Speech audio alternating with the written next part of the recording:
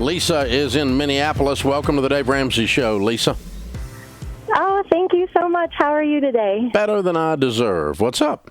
I love when you say that. Okay.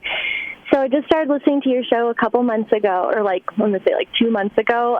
My boyfriend and I are getting pretty serious, and we're planning to get married. We haven't got an engagement set yet, but he turns out he's $280,000 in debt with student loans.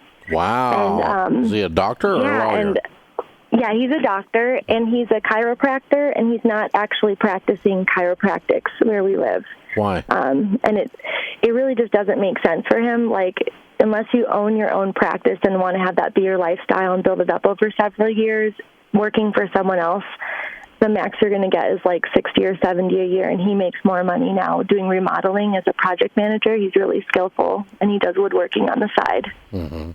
So yeah, you spent $280,000 for nothing? Honestly, I think it's really amazing the education he did, but as far as like economically, like yeah, I don't think it's amazing. I think it was stupid. I think he actually feels like it's stupid now too, and he started school when he was just 19. He was he's really bright, and he comes from generational poverty and had no one to advise him otherwise. And that's the other issue is so what does he make? What does he make now? He makes 80 to 90, depending on how many hours he does. And what is his view of this student loan debt?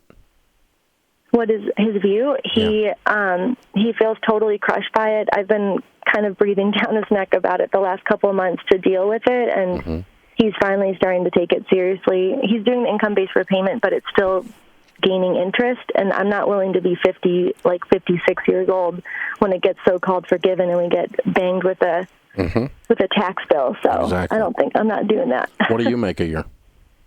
I make $22,000 a year. I work in like a social work type job, and I'm in the active steps right now of interviewing at brokerage houses and getting my real estate license. Okay, all right. I don't want to do this anymore. It's burning me out.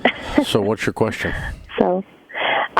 Well, my question is, we were looking at buying this. I guess it just sounds ridiculous now that I'm saying it out loud, but we've always wanted to buy rental properties and build up like landlording and maybe doing some flipping because we'd both be skillful in that, I think. But we're looking at buying a triplex in the area for about $300,000. And I'm bringing, like in our potential marriage, I'd be bringing about $100,000 to the marriage. I have never had any debt. You've got $100,000 cash? No, it's in my Roth, so it's not liquid cash, and I don't want to touch it till we're old. Okay. So. Okay. All right. Well, no, I would not tell you to buy investment real estate with debt to start with, and I certainly wouldn't tell you to buy investment real estate in the disastrous mess that you're marrying into. I know. So you guys have you have to. Great, I'm not doubting that. He's only great if he commits to cleaning this up. He's ready. I just think we both are kind of like, oh my gosh, honey, like where do we even start? Yeah.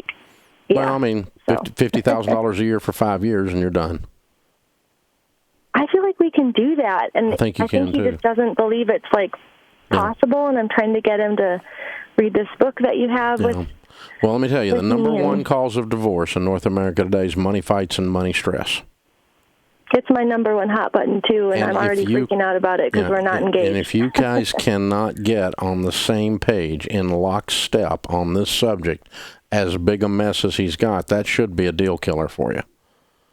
Totally. And he's sitting down with me on Saturday morning for 3 hours to start hammering out a budget. Perfect. Then you're fine. You're going to be fine.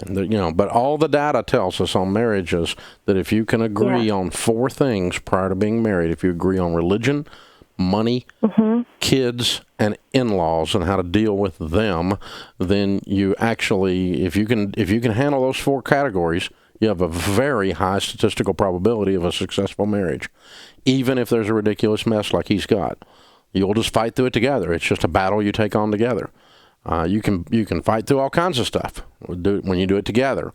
But if he's just like, oh, I'm hopeless and I'm a victim and I'm going to wait 20 years to get out of this, and you got a hole burning in the side of your brain over this, this is not going to bode well for your relationship. So you've got to be on the same team. You've got to be pointing at the same target with the money.